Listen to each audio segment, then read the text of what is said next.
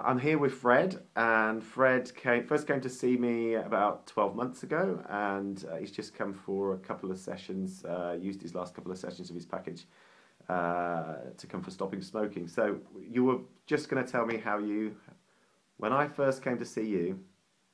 Yeah, okay. When I first came to see you, I'd gone to separation. Yeah. was the main cause, and losing contact with the kids.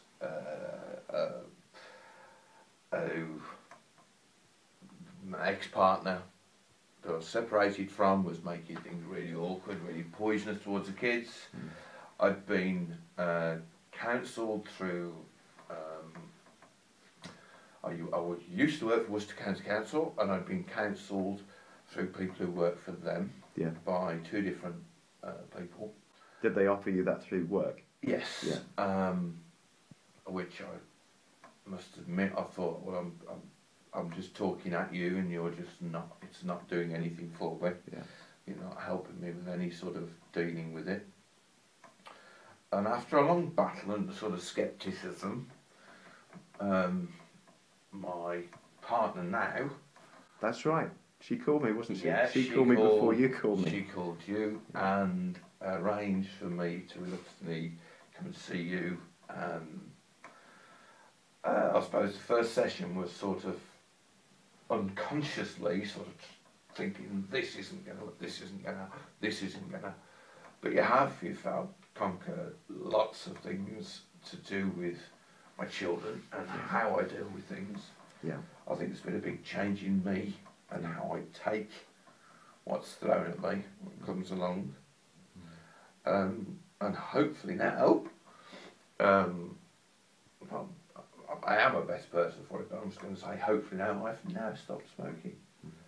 But it is all of the things from your tapping, that weird personal, tapping thing, yeah. Personal, weird, inside. Yeah. That's good. And I've just nearly fell asleep, which I'm amazed about. But I wasn't, but I nearly was. Yeah. It's addictive. Yeah. It's a different, better addiction. Yeah. And you can always come back.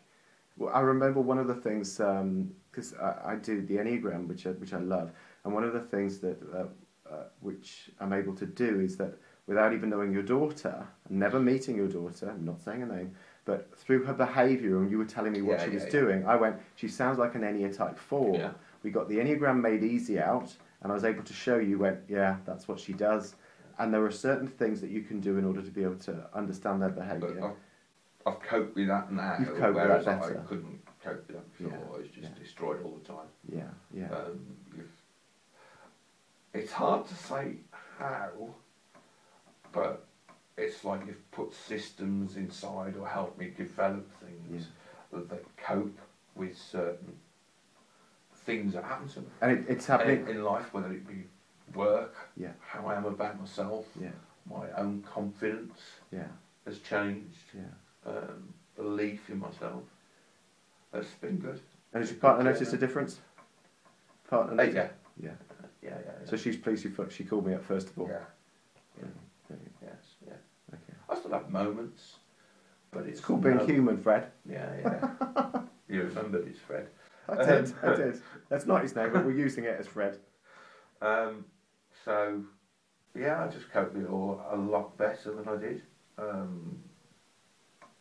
So what would you say to anybody, because people who watch these testimonials are people who are like on the verge of committing. Yeah.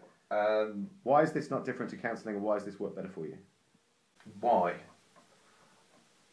Because you sort of show me ways that I can deal with it, as opposed to just having a script.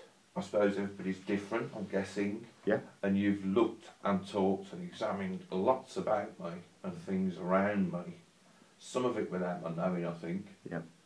About, like you mentioned, daughter, son, ex-wife. Yeah. Just from what I've said. Whereas the other counselling that I've had didn't do that.